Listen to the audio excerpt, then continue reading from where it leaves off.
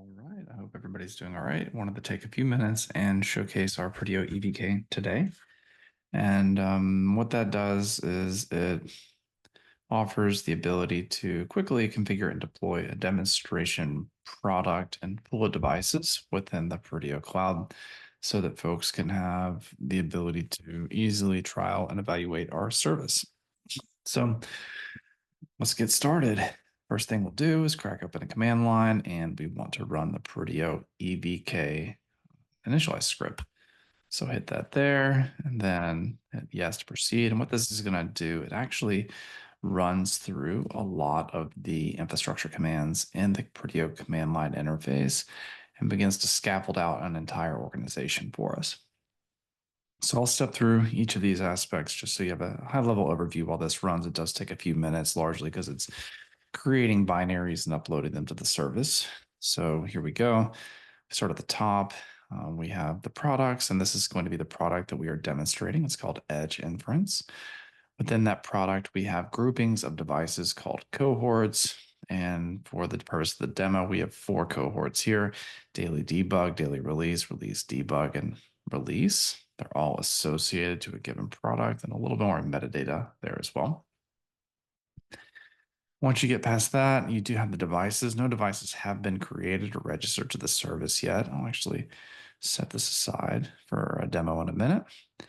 And then within the actual software that we're uploading, everything's called an artifact. And so here you can see a few artifacts are starting to trickle in. I would assume that, yeah, they're creating more artifact versions of binaries here. So refresh, you can see a few more. I think we'll have 4 different artifacts for the purpose of this demo. That said, each artifact has a PRN, a name, and a description, and you can have different versions to each artifact. So you can see this Edge Inference model has an artifact version of 140, and then binaries actually associated to those as well. And so all the binaries that you see related to an artifact, related to a version, and they do have a state, whether that's signed, hashing, etc. Last piece is kind of cool. You can also specify targets to a binary so that on runtime or request time, when a device is looking for an update and it might be a certain target, you can know that only that artifact designated for that target will be served to that device. So we'll see how far we are. So still creating versions and more binaries. There's quite a few of these. I think we might have 12 in total, so it does take a minute. When you get down here, the last piece is the signing keys, incredibly important. So all firmwares will have been signed if they're going to be accepted by the service and then also verified by the devices. And so here we have different signing keys that are used and associated with the different cohorts: daily debug, release, release debug, and then the full release. And then last, the actual certificates. And these are used to authenticate devices. So certificates are actually able to be associated to a given cohort. And so if a device does JIT P against that certificate, you can know that it'll drop into the associated cohort, which is very nice. Okay, so taking a look at this, our devices are now, our script is now complete. So let's get in over here. Let's look at the devices that we have in the service, and you can see that 2 devices were manually registered. They are both associated with a canary tag, which is very exciting for release management in a minute. And what we're going to do is we're actually going to pull this down so you guys can see this. I just killed it. Shoot. Of course.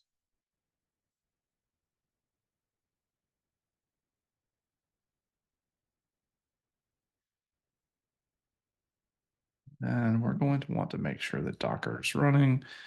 So looks like it is. Yeah, Docker is now running. So what we're going to do is run our Peridio EVK devices start script. So start, and then we want to specify the correct tag. So this is available in the docs. I'm going to kick this off, and what is going to be neat is that you'll see the simulated pool of devices is going to spin up through little Docker instances here, and they will actually self-register into the service. Here we go. So we had 6 devices start, 2 already existed, and what do you know? There they are. And you can see that they are connected in real time to the service. Okay, so I think that's all we need the command line for at this moment. We're going to kick over to the platform and we will continue with the demonstration of creating our first release. So what we'll want to do is go look at the cohort where all the devices are currently living, which is the release cohort.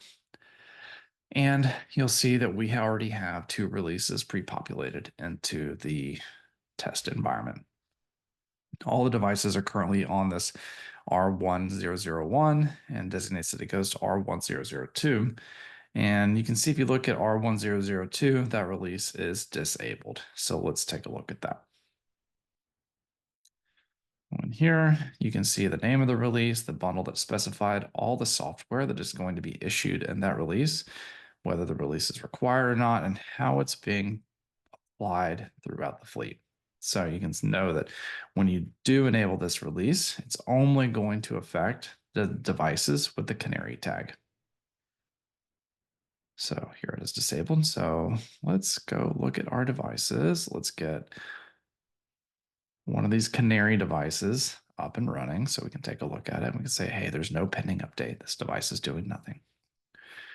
So we're going to edit this release, tags canary, disabled, false, save it, enter our nuclear launch codes, then go look at this. And you can see now we are waiting for a release. So here it is. There it goes, downloaded binaries.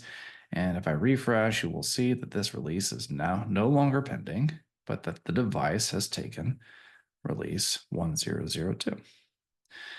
So we cut back over to that release cohort, look at all the devices, and we should have devices 1 and 2, those that were both tagged as canary, now on that release. Okay, one last thing that we'll do, and then I'll leave you all to it, is we're going to go ahead and go back into this release and go ahead and just apply it to the rest of the field. We feel confident that this release is stable. All devices are ready. So we kick over to a percentage-based rollout, hit save, 0870, enter our codes, hit confirm, and then